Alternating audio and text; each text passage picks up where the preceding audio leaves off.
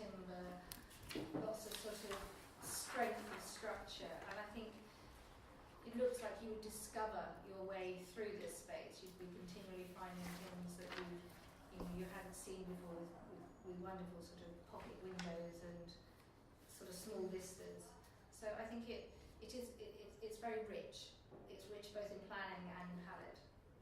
Well, I do think this is very interesting. I mean, it's a obviously very seductive piece of architecture. You know, we all want to be there. I think what they've done very cleverly is they've used that wonderful mountain light that you get to exaggerate the textures, but they've resisted the temptation to put too much in. There's just enough. You can see how it would be the most perfect place to curl up under a rug and read a book and just gaze at that view. But I think it's very artfully done. But you know, it hasn't been easy to decide. Certainly, we've had some pretty strong contenders this year. Definitely, very good. I think the furnishings as well are not overly contrived, so there's a sense of fitting in with the architecture in a really attractive way. It's also an amazing, transformation from before and after, and that makes it feel very inspired, I think. And using the way they use the view. This is obviously the before was designed to look at the view, but they really have used it and framed it. I think a lot of the ones we looked at in the shortlist were quite empty inside. That's very true. Strong architecturally, but not necessarily, hadn't considered to that next layer. Yes. We talked about the ornaments and the furniture, and this I think is complete in terms of its ornaments, furniture, and the architecture.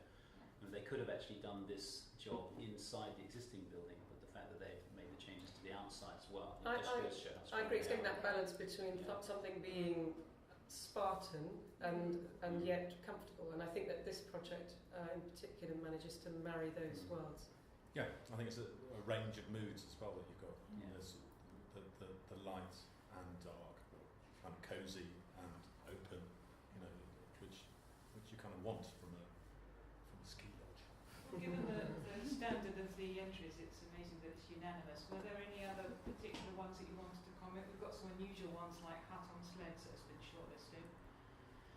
Yeah, I mean that's pretty admirable as these entries go. It's very difficult to be choosing between such a massive range of projects.